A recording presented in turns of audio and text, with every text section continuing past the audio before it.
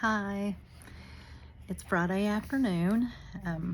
The day has kind of gotten away from me. It's almost time to pick up the kids, but I've been busy, had a lot going on at work, and I had taken time to write to Brayden this morning, but didn't get time to read my letter yet to make my video, so I thought before I head out to pick them up here in a little bit, I'll go ahead and get started. I'm very glad that it's Friday, as I always am, and don't have any plans at all for the weekend, and I'm glad of that because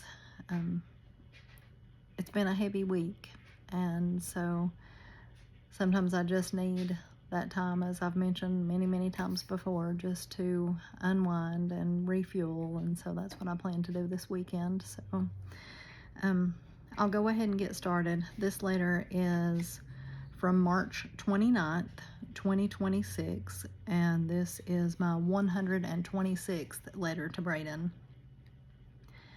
Good morning, my sweet boy. It's Sunday morning, and I'm sitting in my chair in the living room. I slept a little better last night, and I'm thankful for that. This morning, Landon and Aria both woke up early and came in the kitchen while I was making my coffee and getting my vitamins. I made cereal for them, and I came in here to sit down while they ate. My routine is pretty much the same every morning, especially on the weekends. It's like I have to take my time and ease into the day. Mornings are always hard, and I need that time to quiet and calm my mind, to set the tone for my day, to help me not to spiral. So I seem to almost always start the day on edge and try to center myself to a better place. I talk to God, I talk to you, but this morning when they finished their cereal, within about 5 minutes they were making a tremendous amount of noise. I sat quietly and tried just to wait it out and wait for the calm, but it just continued. I fussed at them. I tried to sit them both down and explain how important my quiet time is in the morning. I feel bad for fussing. I want them to be happy. I want them to have fun. But I literally feel like I'm going to explode. It's like my brain feels like I can't process the noise, the chaos, and it leaves me feeling nervous and anxious. I wish my very existence didn't feel like such a process that I have to get through every morning just to be able to function. I don't think anyone realizes or understands how heavily I rely on the weekends just to recharge myself to get through another week. This is why I try not to do too much on the weekends, because if it's a busy weekend, it feels like I didn't allow myself enough time to fully recharge.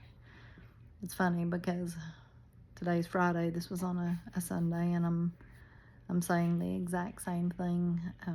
And this letter, as I mentioned, was from March 29th, so it's not been that long ago at all, but that's something that's consistently been a pattern for me since I lost Brayden, just that heavily relying on the weekend time to not have to do anything, to just be able to spend that time however I need to spend it, whether that's to get out of the house and get some fresh air, or whether it's to not leave the house at all. And that varies. That's one thing that does vary from time to time. Sometimes I feel like I can't stand to be here at all, and then other times I feel like I can't stand to leave. I did go to Johnson City yesterday and found an Easter dress. It was so busy at the mall. I guess everyone had the same idea.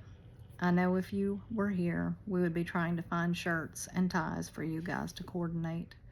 I miss that. I miss everything.